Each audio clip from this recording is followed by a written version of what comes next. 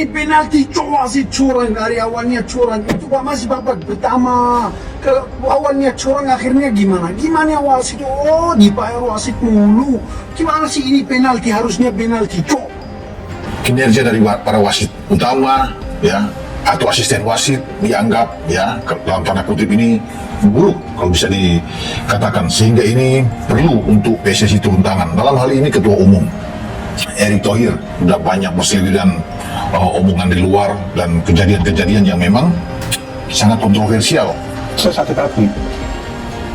Saya sedih melihat perjuangan para pemain kita di atas lapangan, tapi keputusan dari wasit nih banyak yang keliru. Kesal, tapi mau bikin apa? Nasib sudah menjadi bubur. Dan memang mungkin banyak yang akan menilai, Indonesia kok protes sih tentang wasit? Ya kalau memang wasitnya nggak benar, wasitnya nggak lain, kenapa nggak kita protes?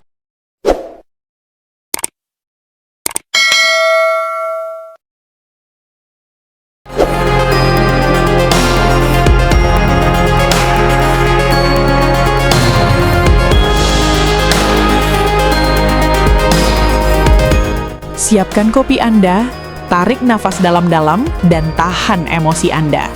Artikel investigasi eksklusif ini akan membongkar tuntas skandal paling menjijikan dalam sejarah sepak bola Asia Tenggara. Tragedi, petaka, dan perampokan di siang bolong. Itulah kata-kata yang paling tepat untuk menggambarkan laga krusial Piala AFF 2026 antara Timnas Indonesia melawan Singapura tadi malam. Jutaan pasang mata rakyat Indonesia dari Sabang sampai Merauke menjadi saksi bisu bagaimana mimpi skuad Garuda diinjak-injak, bukan oleh kehebatan lawan, melainkan oleh peluit gaib sang pengadil lapangan. Gol bersih dianulir? Cek. Pelanggaran keras lawan dibiarkan? Cek. Kartu merah tidak masuk akal untuk pemain kita? Cek. Namun, tahan dulu amarah Anda. Apa yang terjadi di atas rumput hijau ternyata hanyalah ujung dari gunung es yang sangat kotor. Fakta-fakta terbaru yang kami himpun dari berbagai sumber rahasia, insider, menunjukkan bahwa laga ini sudah diatur jauh sebelum peluit babak pertama dibunyikan. Mari kita bongkar satu persatu. Setelah pertandingan penuh skandal tersebut berakhir, Anda mungkin berpikir para wasit bisa tidur nyenyak setelah mengantongi bayaran mereka. Anda salah besar. Laporan langsung dari lokasi menyebutkan bahwa malam itu berubah menjadi neraka bagi sang wasit utama dan para asistennya. Menurut informasi dari staf Hotel Bintang 5 tempat perangkat pertandingan menginap, wasit tersebut terjebak ketakutan di dalam kamarnya dan sama sekali tidak berani menampakkan batang hidungnya di lobi. Lobi hotel dikepung. Ribuan supporter Garuda yang murka langsung menggeruduk area sekitar hotel tak lama setelah laga usai. Mereka menuntut klarifikasi atas keputusan-keputusan gila yang merugikan Indonesia. Aparat turun tangan. Kepolisian setempat terpaksa menurunkan pasukan anti huru-hara dengan tameng dan barikade berlapis. Hotel tersebut seketika berubah status menjadi siaga 1, mirip seperti zona perang. Makan malam lewat celah pintu. Saking paniknya, wasit tersebut dikabarkan sampai membatalkan tiket penerbangan pulangnya. Ia menolak turun ke restoran hotel dan hanya berani memesan room service. Bahkan, staf pengantar makanan menyebutkan sang wasit menerima nampan makanan dengan tangan gemetar dan wajah pucat pasi. Dia, wasit, terlihat seperti buronan. Telepon di kamarnya dimakikan dan ia meminta security berjaga 24 jam di depan pintunya. Dia tahu dia baru saja membangunkan macan tidur bernama Indonesia, bisik salah satu sumber internal hotel. Pertanyaan jutaan netizen akhirnya terjawab. Siapa dalang dibalik perampokan ini? Sebuah investigasi kilat yang dibantu oleh hacker anonim dan jurnalis olahraga bawah tanah berhasil mendapatkan potongan rekaman CCTV berdurasi 45 detik dari sebuah restoran private dining eksklusif hanya 24 jam sebelum laga Indonesia versus Singapura dimulai. Video yang kini mulai tersebar liar di grup-grup Telegram dan X, Twitter ini menampilkan pemandangan yang membuat kita semua mual. Pertemuan rahasia, sang wasit utama terlihat duduk satu meja dengan 3 pria asing bersetelan jas mahal.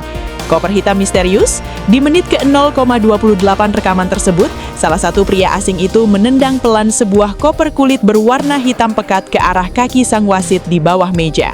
Wasit tersebut kemudian mengangguk sambil tersenyum sinis. Siapa pria itu?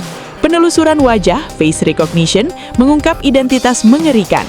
Salah satu pria tersebut adalah gembong bandar judi kakap berinisial Mr. V, mafia asal Eropa Timur yang memang sering beroperasi di liga-liga kasta bawah dan turnamen Asia. Mr. V diduga kuat menyuntikkan dana miliaran rupiah untuk memastikan kemenangan Singapura demi mengamankan bursa pertaruhan yang menempatkan Indonesia sebagai tim unggulan. Laga Indonesia versus Singapura semalam bukan lagi pertandingan sepak bola, melainkan sebuah transaksi bisnis mafia di atas penderitaan rakyat Indonesia. Bangga yang dikubur akhirnya tercium juga. Skandal sebesar ini mustahil bisa ditutupi oleh panitia lokal EFF.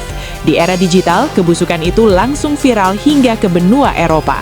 Presiden EFF yang seharusnya menjadi pelindung keadilan turnamen, kini dikecam habis-habisan oleh dunia. Alih-alih melakukan investigasi, ia justru memilih bungkam dan bersembunyi. Media-media raksasa dunia tidak tinggal diam melihat sirkus Asia Tenggara ini. The Guardian Inggris menulis headline tajam, "Disgrace in ASEAN when referees wear blindfolds." Aib di ASEAN ketika wasit memakai penutup mata. Fabrizio Romano, pakar transfer dan pundit Eropa, melalui akun X-nya, Fabrizio menyematkan tweetan, "What happened in the AFF 2026 match between Indonesia and Singapore is unacceptable for modern football. Pure scandal. FIFA must investigate this immediately. #AFF Scandal." Petisi boykot menggema. Kurang dari 12 jam, lebih dari 5 juta tanda tangan telah terkumpul di change.org menuntut Presiden EFF segera mundur atau dipecat dengan tidak hormat. Bungkamnya sang Presiden EFF semakin meyakinkan publik bahwa Federasi Sepak Bola Asia Tenggara ini telah disusupi oleh sindikat mafia hingga ke akar-akarnya.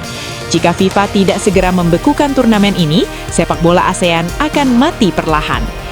Jika Anda mengira para pemain timnas kita hanya tertunduk lesu meratapi nasib, Anda salah besar. Di balik pintu ruang ganti stadion, suasana panas seperti gunung berapi yang siap meletus. Dan pusat dari ledakan itu adalah bek karismatik andalan kita, Jay Etzes. Bang Jay yang selama ini dikenal dengan sikapnya yang tenang bak Maldini dari Nusantara, akhirnya kehilangan kesabarannya. Ia tidak bisa lagi menahan amarah melihat keringat, air mata dan perjuangan rekan-rekannya dirampok oleh mafia. Menurut kesaksian salah satu ofisial tim, saat masuk ke ruang ganti, Jay langsung menendang tempat sampah besi hingga penyak. Suasana mendadak hening. Beberapa pemain muda yang sedang menangis langsung terdiam melihat kemarahan sang kapten tanpa ban kapten tersebut. "Kalian jangan menangis, kalian tidak kalah. Yang mengalahkan kita bukan taktik, bukan skill, tapi koper uang di bawah meja. Ini bukan sepak bola, ini lelucon kotor," teriak Jay dengan urat melehnya yang menegang, suaranya menggema ke seluruh ruangan. Sindiran mematikan di media sosial. Tak cukup sampai di situ, begitu ponselnya menyala, Bang Jay langsung mengunggah sebuah instastory yang kini telah ditangkap layar lebih dari 2 juta kali oleh netizen. Ia memposting gambar peluit wasit yang ditutupi dengan tumpukan uang kertas dolar dengan caption berbahasa Inggris yang sangat menohok.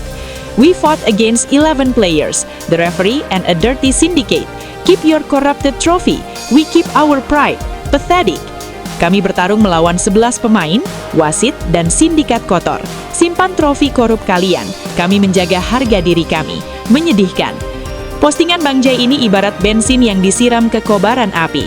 Ribuan netizen internasional, termasuk rekan-rekannya di Liga Eropa, langsung membanjiri kolom komentar memberikan dukungan penuh untuk Indonesia dan mendesak investigasi menyeluruh.